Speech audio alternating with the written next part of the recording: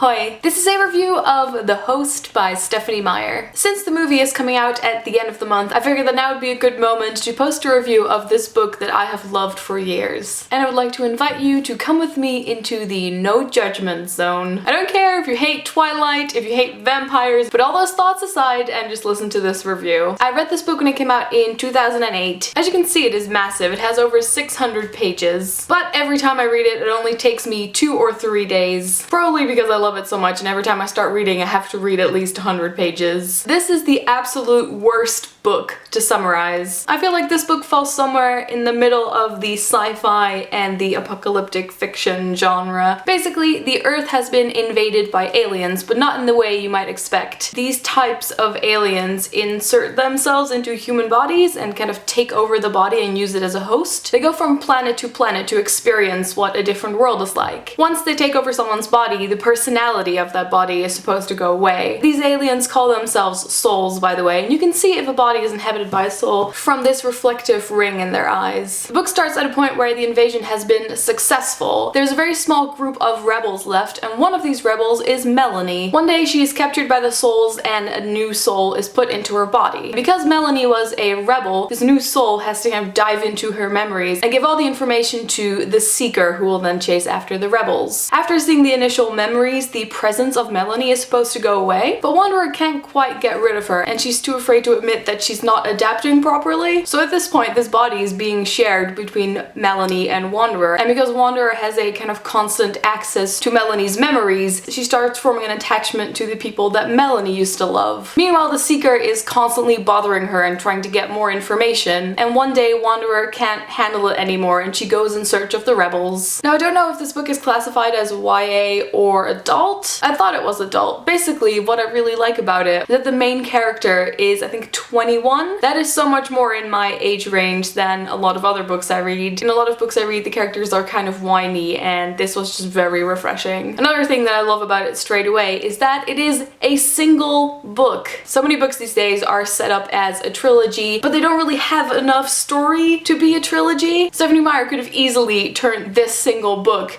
into 3 books, but what I love about it is that it's all put into one, which makes it so rich and full. Though there are rumors that she might be writing a sequel to this book, which I'm not sure if I'm happy about that. One thing that really struck me was the depth of the characters. Stephenie Meyer is an excellent storyteller, and she does a really good job of creating these very interesting characters that are very easy to distinguish from each other. It didn't take very long for me to get very attached to all of these characters, and I feel like I did have quite a good knowledge of who they were. One of the things that's so very interesting about this book is that you're reading all of this from the point of view of an alien. The souls are a very peaceful race. Wanderer is thousands of years old, but she's so new in this human body that she doesn't quite know how everything works. Emotions, feelings of jealousy or anger are all quite new to her. But of course there's Melanie in the back of her head who can kind of guide her through all these things. Melanie and Wanderer start off as enemies in the same head, but because they're living with each other for such a long time, their relationship also develops. There is a really good love story in this book, but it's not the main focus. Melanie is in love with someone called Jared, and initially Wanderer feels the same because she is stuck in this body, but eventually when she's with the rebels she starts developing feelings for someone else, which, as you might imagine, creates a bit of a difficult situation. The first 100 pages are basically a description of Wanderer's life on Earth. She teaches at a university because she has been to